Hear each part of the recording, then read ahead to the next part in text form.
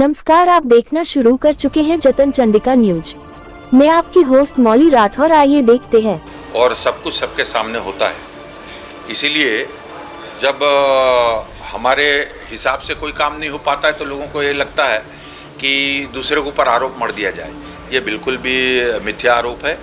और ये हमारे जो सरकार, आदरणीय मुख्यमंत्री विष्णुदेव जी की सरकार ने इतनी लोक कल्याणकारी योजनाएं नीचे तक पहुंचाई है। डबल इंजन की सरकार में आदरणीय प्रधानमंत्री जी के जो योजना है उसका लाभ सीधे सीधे जनता तक पहुंच रहा है और ये उसका परिणाम है। देखिए, दोनों सूरतों में मैं बात करना चाहूँगा। पहले जब ईवीएम की बात होती तो ईवीएम पे प्रश्न चढ़ता था, अब तो बैलेट पे भी चुनाव हो रहा है। तो जिस तरीके से जनता का आशीर्वाद, उनका स्नेह, उनका विश्वास और भारतीय जनता पार्टी की सरकार, आदरणीय मुख्यमंत्री जी विष्णुदेव साय जी की नीतियों पर, उनकी योजनाओं पर, उनके कार्यक्रम के क्रियान्वयन पर उनका भरोसा हुआ है। हम चाहे लोकसभा चुनाव से बात कर लें, लोकसभा चुनाव में देख लीजिए, आप देख लीजिए नगरीय निकाय के चुनाव में 10 नगर निगम में 10 के 10 नगर निगम में उनका हुआ, वो ईवीएम में था। जब ईवीएम पे चुनाव में परिणाम भारतीय जनता पार्टी के पक्ष में आते हैं तो कांग्रेस इस बात का रोना रोती है कि ईवीएम का दोष है, ईवीएम का दोष है। और उसके बाद जब बैलेट पे चुनाव हुए, आज देखिए, आज जनपद और जिला पंचायतों में आज मेरे पास जो सूचना आई है, कल 142 जगहों के ऐसे चुनाव हुए थे, उसमें 87% पर भारतीय जनता पार्टी के अध्यक्ष और उपाध्यक्ष निर्वाचित होकर आए हैं। और उसी प्रकार से हमारे आज जिला पंचायत के चुनाव हो रहे हैं।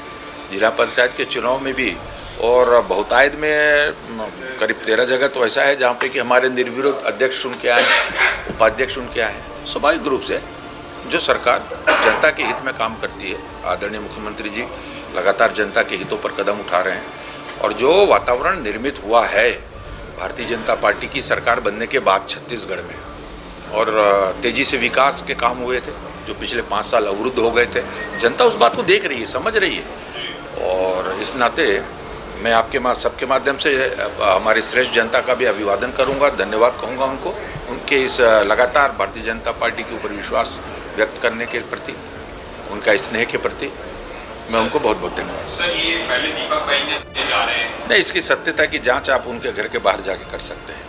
कहीं किसी प्रकार की कोई विषय नहीं है। और मैं आपको ये बताऊं कि ऐसा बचा क्या जो उनके घर की जांच और की कराने की आवश्यकता पड़ जाए। कोई ऐसा कुछ मुझे प्रतीत नहीं होता है। मैंने उस दिन 2 दिन पूर्व भी मैंने इसको कहा था कि कोई ना कोई बहाना बना के कोई ना कोई आरोप लगाना, ये मुझे उचित प्रतीत नहीं होता है। इसकी सत्यता है तो आप उसको बताइए, रखिए उसको। इसको देखिए आप किस समय का है ये मामला।